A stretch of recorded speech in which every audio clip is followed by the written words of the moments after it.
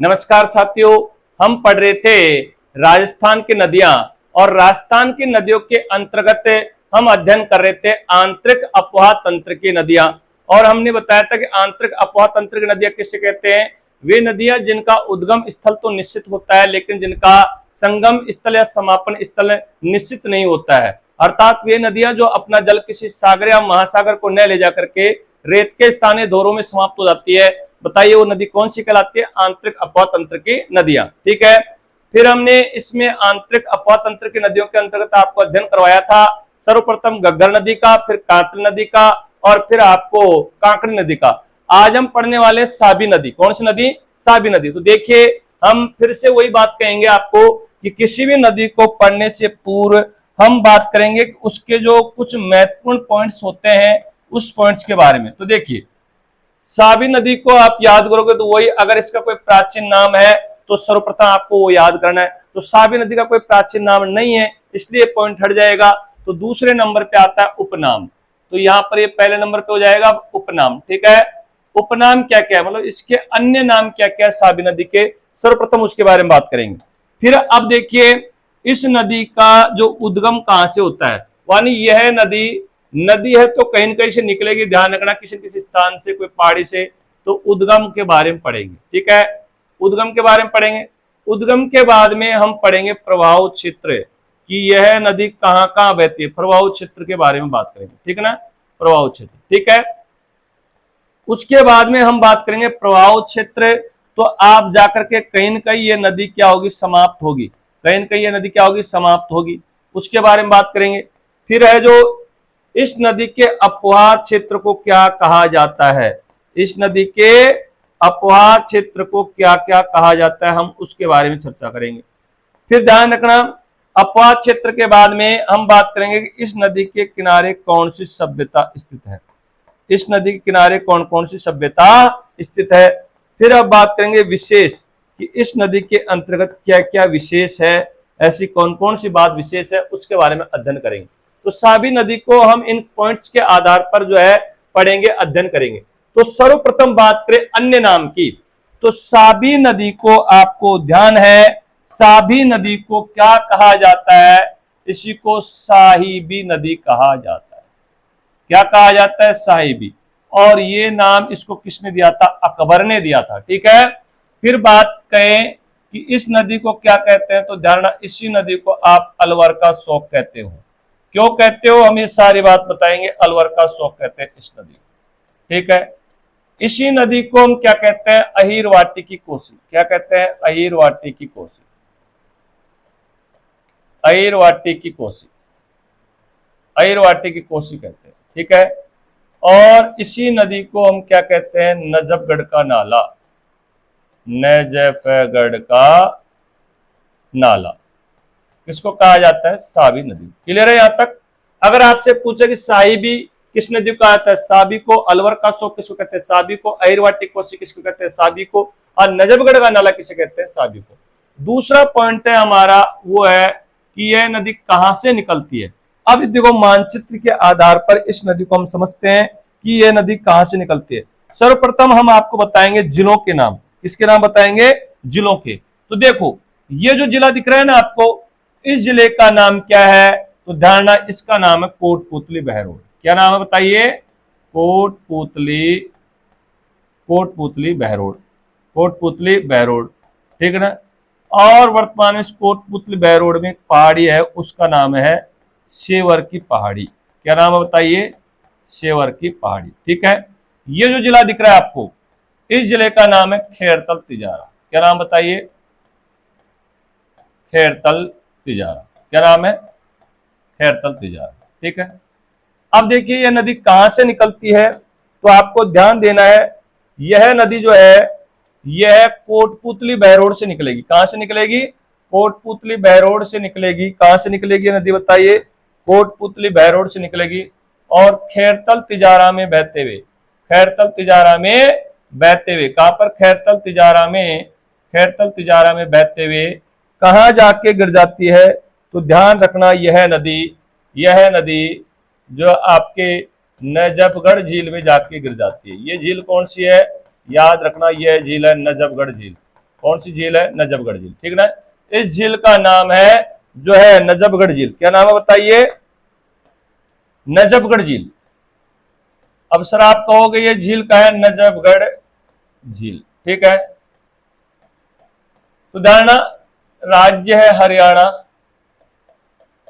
हरियाणा, और जिला है गुरुग्राम,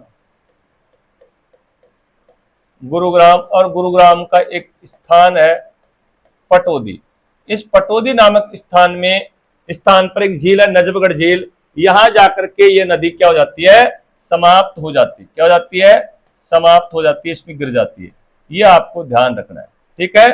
फिर से सुन लीजिए, जो आपकी नदी उद्गम, प्रवाह क्षेत्र, समाप्त एक साथ याद रखना है। और कैसे याद करना है वो भी मैं आपको बता देता हूं, किस प्रकार याद करना है। ये पहाड़ी है कौन सी? ये जो पहाड़ी दिख रही है, ये जो पहाड़ी आपको दिख रही है, इस पहाड़ी का नाम क्या है? तो आप ध्यान दो, इस पहाड़ी का नाम है सेवर की पहाड़ी। क्या नाम है बताइए? सेवर की पहाड़ी। और ये सेवर की पहाड़ी कहाँ है? कोटपुतली बहरोड में। और कोटपुतली बहरोड से कौन सी नदी का उद्गम होता है? उदाहरण साबी नदी। कौन सी नदी है? साबी नदी। साबी नदी का उद्गम, साबी नदी का उद्गम। अब देखना एक एक लैंग्वेज। साबी नदी कोटपुतली बहरोड में स्थित सेवर की पहाड़ी से निकलकर, साबी नदी कोटपुतली बहरोड में स्थित सेवर की पहाड़ी से निकलकर खैरतल तिजारा में बहते हुए हरियाणा के गुरुग्राम जिले में स्थित पटौदी नामक स्थान में स्थित नजफगढ़ झील में जाके गिर जाती है। हरियाणा के गुरुग्राम जिले में स्थित पटौदी नामक स्थान पर स्थित नजफगढ़ झील में जाकर गिर जाती है, ठीक है ना। कौन सी नदी? साबी नदी। कौन सी नदी? साबी नदी। तो बताइए साबी नदी कितने जिलों में बहेगी? जो है 2 जिलों में बहेगी। एक तो आपका हो गया कोटपुतली और एक आपका हो गया खैरतल तिजारा। अब आपको यह भी ध्यान रखना है कि पूर्व में ये राजस्थान के कौन कौन से जिलों में बहती थी। पूर्व का मतलब क्या होता है? नवगठित जिलों से पूर्व। अशोक गहलोत जी ने 19 जो नए जिले बनाए हैं, उससे पहले हम बात करें कि यह नदी जो है जब नए जिलों का गठन नहीं होता, उससे पहले राजस्थान के कौन कौन से जिलों में बहती थी। तो ध्यान, पहले ये राजस्थान के 2 जिलों में बहती थी, और वो कौन कौन से? आपके एक तो हो गया जयपुर और एक हो गया अलवर, ठीक ना। क्योंकि आपको ध्यान है कोटपुतली किसके अंतर्गत आता था? जयपुर के अंतर्गत। और बहरोड किसके अंतर्गत आता था? अलवर के अंतर्गत। दोनों को जो है मिला करके कोटपुतली बहरोड मिला जो है जिला बना दिया गया। वर्तमान में जो सेवर की पहाड़ी है कोटपुतली बहरोड में स्थित है। पहले ये जो है नवगठित जिलों से पहले ये सेवर की पहाड़ी जयपुर के अंतर्गत आती थी, ठीक है। खैरतल तिजारा किससे अलग करके बनाया गया? अलवर से। तो वर्तमान में खैरतल तिजारा में बहती है, अलवर में नहीं बहती है। ये भी आपको ध्यान में रखना है साथ के साथ, ठीक है। तो उद्गम में क्या हो गया? अब वर्तमान के बाद कोटपुतली बहरोड, खैरतल तिजारा और जो है सेवर की पहाड़ी, ठीक है। प्रवाह क्षेत्र में कोटपुतली बहरोड, ठीक है ना। उद्गम में होगा कोटपुतली बहरोड, सेवर की पहाड़ी। जो है प्रवाह क्षेत्र में क्या होगा? कोटपुतली बहरोड, खैरतल तिजारा और हरियाणा, ठीक है। समाप्त कहां जाके होती है? जो है नजफगढ़ झील हरियाणा में। अपवाह क्षेत्र को जानना, इसके अपवाह क्षेत्र को क्या कहते हैं? इसके अपवाह क्षेत्र को क्या कहते हैं? इसके अपवाह क्षेत्र, ये बात करें हम अपवाह क्षेत्र के बारे में, अपवाह क्षेत्र के बारे में। तो ध्यान, इसके अपवाह क्षेत्रों को कहा जाता है अहीरवाटी। क्या कहते हैं बताइए? अहीरवाटी। क्या कहते हैं? अहीरवाटी। इसके अपवाह क्षेत्र क्या कहते हैं? अहीरवाटी कहते हैं, ठीक है। क्या कहते हैं? अहीरवाटी कहते हैं। ये भी ध्यान रखना। सभ्यता, अब देखो नेक्स्ट पॉइंट आता है सभ्यता। तो बताइए इस नदी के किनारे, यहां ध्यान रखना कोटपुतली बहरोड में, कोटपुतली बहरोड में, कहां की बात कर रहा हूं मैं? कोटपुतली बहरोड में, ठीक है ना। कोटपुतली बहरोड में इस नदी के किनारे कौन सी सभ्यता विकसित हुई? तो ध्यान, जोधपुरा सभ्यता। कौन सी? जोधपुरा सभ्यता विकसित हुई। जोधपुरा सभ्यता विकसित हुई कौन सी नदी किनारे? तो ध्यान रखना साबी नदी किनारे। और ये कहां पर स्थित है? तो आपको जानना कोटपुतली बहरोड में। वर्तमान में जोधपुरा सभ्यता कोटपुतली बहरोड में स्थित है। और पहले ये कहां स्थित था? जोधपुरा सभ्यता कहां स्थित थी? जयपुर में। धारणा, यहां से जोधपुरा सभ्यता से, यहां से हाथी के दांत के अवशेष प्राप्त हुए। क्या प्राप्त हुए? अवशेष प्राप्त हुए, ठीक है। अवशेष प्राप्त हुए, ये भी आपको ध्यान में रखना है। क्लियर है यहां तक? नेक्स्ट हम बात करते हैं इसमें, देखो विशेषताओं के बारे में। तो विशेष में क्या ध्यान रखना है, पहले देखो यह नदी हमने क्या बताया, जयपुर अलवर में बहती थी। तो अलवर में, यह अलवर की मुख्य नदी थी, और अलवर में इस नदी के कारण कई बार जब वर्षा अधिक होती थी, बाढ़ आ जाती थी, तो इस नदी के कारण अलवर जिले में बहुत नुकसान होता था। यह अलवर की विनाश लीला के लिए प्रसिद्ध थी पूर्व में यह नदी। तो इसलिए क्या कहते थे, अलवर में बाढ़ आती थी, इस नदी का अलवर का शोक कहते थे पहले इसको, ठीक है ना। पहले, बहुत पहले की बात है जब वर्षा बहुत होती थी, ठीक है। साहिबी इसने अकबर को, साहिबी नाम अकबर ने दिया। अहिरवाटी की कोशी क्यों कहा जाता है सर, तो आपको ध्यान है कोटपुतली और भैरोड़ इन क्षेत्रों में यादव वंश बहुत ज्यादा रहता है, निवास करते हैं, और यादव वंश को हम किस नाम से जानते हैं, अहिर के नाम से जानते हैं। तो देखिए इस क्षेत्र में यादवों की जमीन है बहुत सारी, ठीक है ना, और वहां पर जब वर्षा बहुत होती है तो इस नदी कारण उस क्षेत्र में, उस क्षेत्र बहुत प्रभावित होता है, बहुत नुकसान होता है।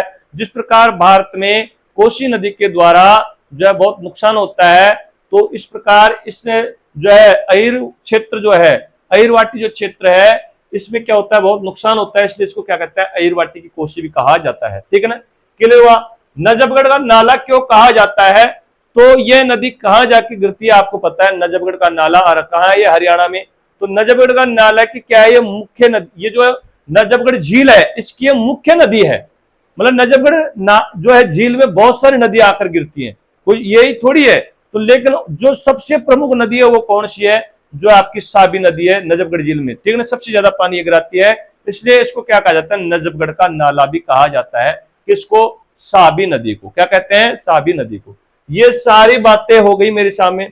अब इसके कैसे नोट्स बनाने, कैसे इस विषय वस्तु को तैयार करना है, वो पॉइंट्स को इस प्रकार रखेंगे और साथ के साथ इसमें पढ़ते हुए चलेंगे। और सुनना इस नदी के बारे में, इस नदी पर जो है मुगल शासक थे अकबर। अकबर ने कई बार इस नदी पर पुल बनवाने का प्रयास किया, क्योंकि वह इस नदी का पानी कहां लेकर जाना चाहता था, रेवाड़ी, रेवाड़ी लेकर जाना चाहता था, लेकिन वह असफल रहा। और इसलिए इस नदी के लिए एक प्रसिद्ध कहावत भी है कि अकबर बांधी ना बंधू, ना रेवाड़ी जाऊं, कोट तलाश से निकलूं, साबी नाम कहाऊं। कि अकबर बांधी ना बंधू, अकबर ने मुझे बहुत बार बंधवाने का प्रयास करता, मेरे पर बहुत बार पुल बनवाने का प्रयास किया, ना रेवाड़ी जाऊं, और कई बार मुझे रेवाड़ी ले जाने के लिए बहुत प्रयास किए, लेकिन अकबर बांधी ना बंधु ना रेवाड़ी जाऊं, कोट तलाश से निकलूं, कोट पुतली के तल से होकर निकलती है, साबी नाम का हूं, मेरा नाम क्या है, साबी, मैं वो नदी हूं, कौन सी, साबी नदी। तो इस पर जो है इस नदी के लिए प्रसिद्ध कहावत है, ठीक है ना। तो देखिए जो है किस प्रकार इसका अध्ययन करना है वो देखिए। तो हमने बताया, हम पढ़ रहे थे कौन सी नदी, जो है साबी नदी। अब साबी नदी के हमें कैसे नोट तैयार करने हैं, हम उसके बारे में बात करेंगे। साबी नदी, ठीक है ना, साबी नदी। अब देखिए साबी नदी को किस प्रकार से तैयार करना है नोट्स के आधार पर, सर्वप्रथम मैं उसके बारे में बात करूंगा। तो देखिए सर्वप्रथम आप जो है कॉपी में अपने नोट्स पढ़ाते जाएं साथ के साथ, जिससे आपको सारी चीजें याद होंगी। देखिए बात करें उपनाम की, किसकी बात करेंगे, उपनाम की।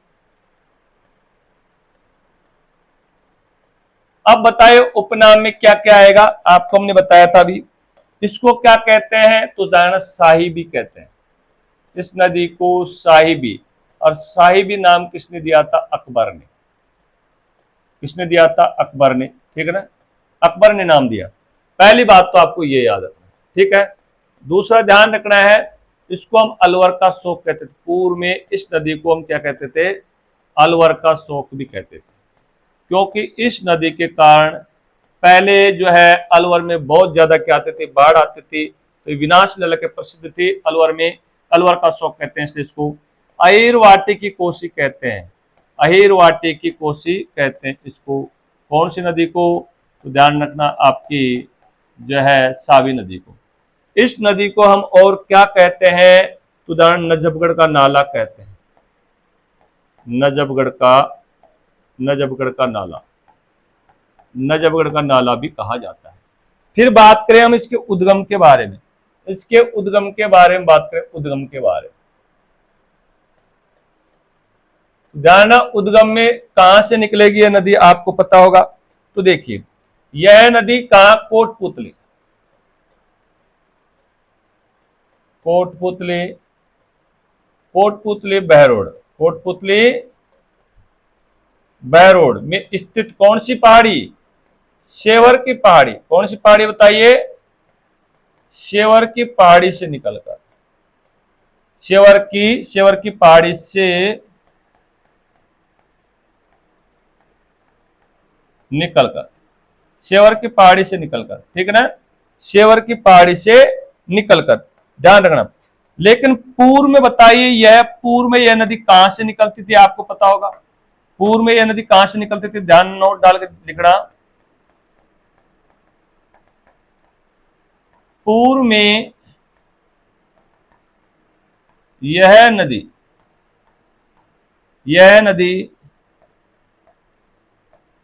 जयपुर, और जयपुर में आती थी पहले शेवर की पहाड़ी। तो वर्तमान में शेवर की पहाड़ी तो है, लेकिन अब ये शेवर की पहाड़ी कहां चली गई, ठीक है ना, ये चलेगी कोटपुतली। पूर्व में यह नदी जयपुर जिले से निकलती थी, जयपुर जिले से निकलती थी। कहां से निकलती थी, जयपुर जिले से। क्लियर है यहां तक। पूर्व में यह नदी जयपुर जिले से निकलती थी। जयपुर में शेवर की पहाड़ी कहां थी, तो पहले ये थी जयपुर जिले में, ठीक है। नेक्स्ट पॉइंट आता है आपका कौन सा, नेक्स्ट आता है आपका प्रभाव क्षेत्र। प्रभाव क्षेत्र, प्रभाव क्षेत्र में अगर हम राज्य की बात करें तो कौन कौन से राज्यों में बहती है, तो आपको पता है कौन कौन से राज्य में बहती है, ये बताइए। तो राज्य आ जाएगा यहां पर कौन सा, राज्य बराबर 2 आ जाएंगे। और 2 राज्य कौन कौन से हो गए, एक तो अपना राजस्थान, एक तो राजस्थान हो गया, राजस्थान से निकलती है। और एक कहां जाती है, हरियाणा में, कहां जाती है, हरियाणा में, ठीक है ना। अब जिले में बात करें, राजस्थान कितने जिलों में बहती है, ये जिलों की बात करें हम, जिले, तो ध्यान, राजस्थान के 2 जिलों में बहती है। कितने जिलों में, 2 जिलों में। और 2 जिले कौन कौन से हैं, एक तो हो गया आपका कोटपुतली बहरोड, कोटपुतली बहरोड, कोटपुतली बहरोड। और एक जिला हो गया खैरतल तिजारा, खैरतल तिजारा, खैरतल तिजारा, ठीक है। लेकिन साथ में आपको यह भी याद रखना है, साथ में क्या याद रखना है कि पूर्व में यह नदी, पूर्व में नोट डाल के लिखना, यहां पे जो है पूर्व में यह नदी जयपुर व अलवर जिले में, अलवर जिले में बहती थी। यानी नवगठित जिलों से पूर्व की बात कर रहा हूं मैं, बहती थी। ये भी आपको ध्यान रखना है। पूर्व में यह नदी, साबी नदी, जयपुर व अलवर जिले में बहती थी। वर्तमान में राजस्थान के 2 जिलों में बहती है। और 2 जिले कौन से हैं आपके, ध्यान रखना, 2 जिले आपके कोटपुतली बहरोड, खैरतल तिजारा। और 2 राज्यों में बहती है भारत के, कौन कौन से, राजस्थान और हरियाणा, ठीक है।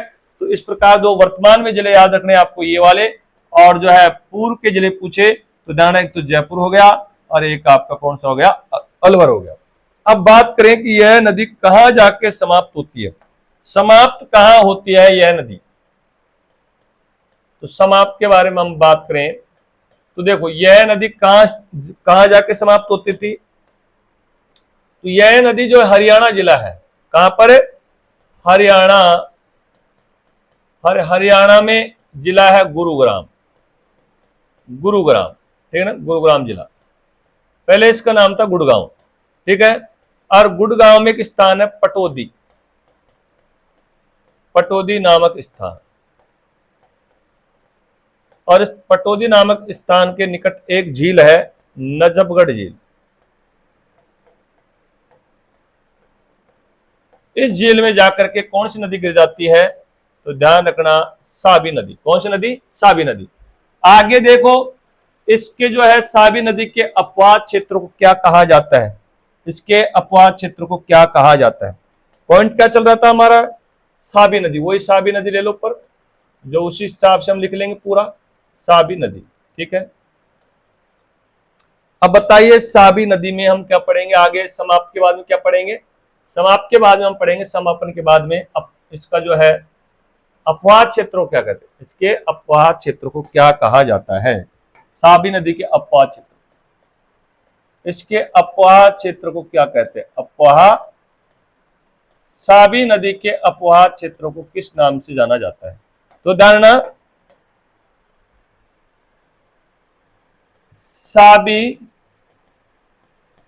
साबी नदी के अपवाह क्षेत्र को, अपवाह क्षेत्र को क्या कहते हैं, अहिरवाटी कहते हैं, अहिरवाटी कहते हैं, ये आपको ध्यान है। क्लियर है। फिर आगे बात आती है इसमें क्या कि इस के किनारे कौन सी सभ्यता विकसित हुई, साबी नदी के किनारे कौन सी सभ्यता विकसित हुई, तो आप कहोगे जो है जोधपुरा सभ्यता। कौन सभ्यता, जोधपुरा सभ्यता। और बताओ ये जोधपुरा सभ्यता कहां स्थित है वर्तमान में, कोटपुतली बहरोड में। कहां स्थित है, कोटपुतली बहरोड में। आपको यह भी ध्यान में रखना है कि यहां से जोधपुरा सभ्यता, यहां से हाथी के दांत के अवशेष प्राप्त हुए, दांत के अवशेष प्राप्त हुए, कहां से, साबी नदी से, ठीक है ना, सॉरी साबी नदी जोधपुरा सभ्यता से, ठीक है।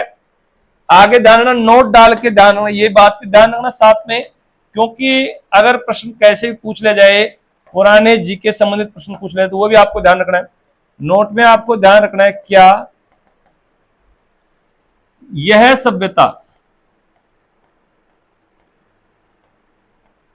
यह सभ्यता पूर्व में, पूर्व का मतलब ध्यान रखना है, यहाँ एक शब्द याद रखना, पूर्व का मतलब नवगठित जिलों से पूर्व की बात कर रहा हूं मैं।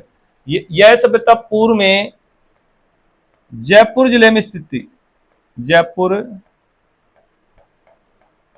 जिले में स्थित थी, ये भी आपको ध्यान में रखना। क्लियर है बात, ये बात पे आपको ध्यान रखना। अब बात करेंगे विशेषताएं, इसकी क्या क्या विशेषताएं मुख्य रूप से,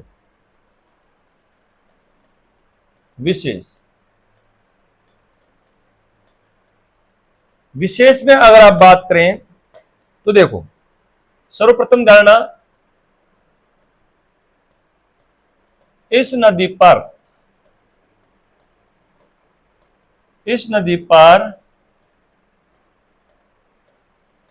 अकबर ने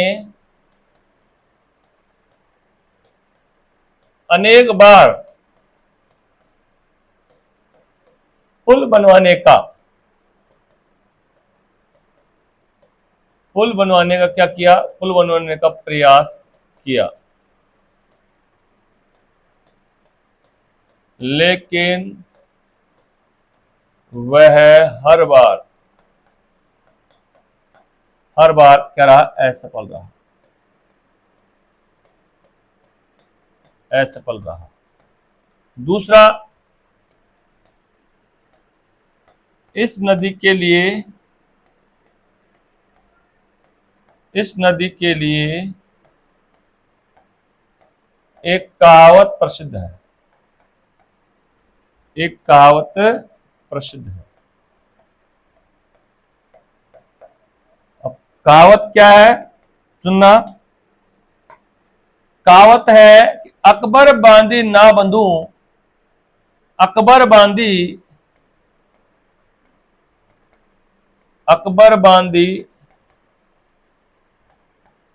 ना बंधू, ना रेवाड़ी जाऊं, ना